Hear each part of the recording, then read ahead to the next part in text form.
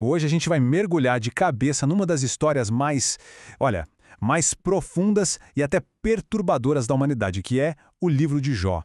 É uma daquelas histórias que faz a pergunta que todo mundo em algum momento já se fez. E a resposta? Bom, a resposta que ela dá é tudo menos o que a gente espera. E a história toda, do começo ao fim, gira em torno dessa única pergunta. Uma pergunta que, vamos combinar, atravessa os séculos, né? Se existe justiça no universo, por que tanta coisa ruim acontece com gente boa? O livro de Jó não foge dessa questão. Pelo contrário, ele encara ela de frente. E essa é a voz do próprio Jó. Pensa num homem que era descrito como o mais correto, o mais íntegro de todos. E de repente, do nada, ele é jogado numa agonia que a gente mal consegue imaginar. Mas o ponto é, ele não sofre quieto não. Ele grita a dor, a dúvida e exige uma resposta direto de Deus. Olha, a aprovação do Jó é completa. Ele perde absolutamente tudo. A riqueza, os filhos, a própria saúde. É uma pancada devastadora atrás da outra. E é exatamente desse ponto, desse sofrimento total, que começa a se desenrolar um dos debates filosóficos mais intensos que a gente conhece. E aí, no meio desse cenário de pura desolação, aparecem 3 amigos para consolar o Jó.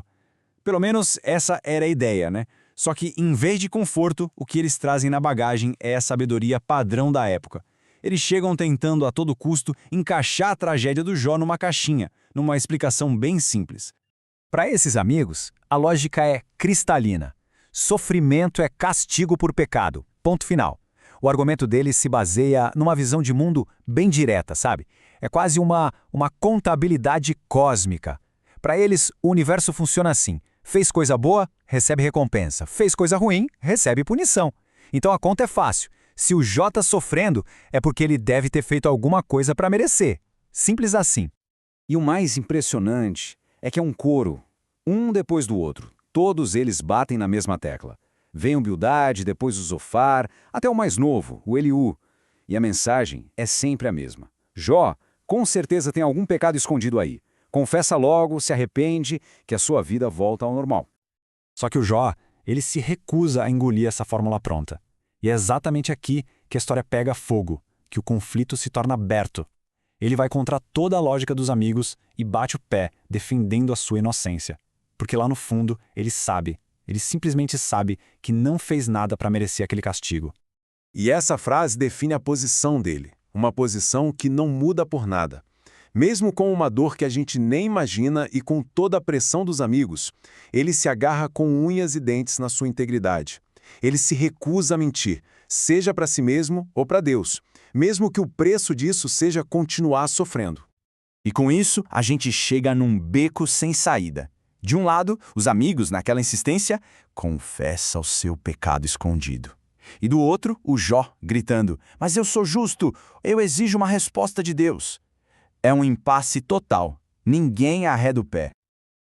Chega uma hora que o Jó cansa de discutir com os amigos.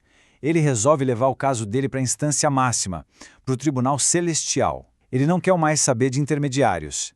Ele basicamente intima ao próprio Deus para um confronto direto, para um julgamento.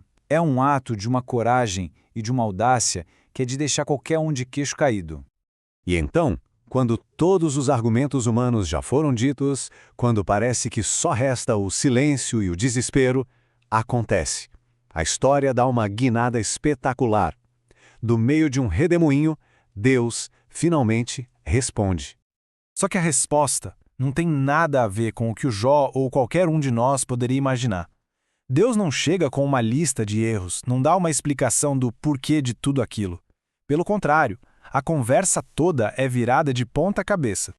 Saindo do redemoinho, Deus não dá respostas. Ele faz perguntas. Uma série de perguntas que Jó não tem como responder. O assunto não é o suposto pecado do Jó. O assunto é a imensidão do universo. Deus fala da força do cavalo, da liberdade dos animais selvagens, mostrando um cosmos que é infinitamente maior e mais complexo do que a pequena vida do Jó. E o objetivo dessas perguntas começa a ficar muito claro, né? É para expandir a perspectiva do Jó. É para mostrar para ele um universo que é gigante, que é complexo, que é até selvagem. Um universo que definitivamente não funciona naquela lógica humana simples de recompensa e castigo. O mundo é muito, mas muito maior do que o problema de uma pessoa só. No fim das contas, tudo se resume a essa pergunta que é demolidora. A questão de fundo é: será que um ser humano com uma visão tão limitada tem condições de julgar a sabedoria que comanda o universo inteiro? A nossa perspectiva, ela dá conta de entender os caminhos de Deus? E essa revelação, que é avassaladora, não resulta numa resposta lógica, numa fórmula. Ela leva a uma transformação profunda, pessoal. O Jó não recebe a explicação que ele tanto pediu. Ele recebe algo muito mais forte. Um encontro cara a cara com o divino. E ali, diante daquela imensidão toda, do mistério do universo, toda aquela atitude desafiadora do Jó, ela simplesmente se desfaz. Ele finalmente entende os limites do próprio conhecimento. Ele se rende a uma sabedoria que está muito, muito além do que ele consegue compreender. E aqui, gente, está o ponto central de toda a história. O livro de Jó não resolve o problema do sofrimento.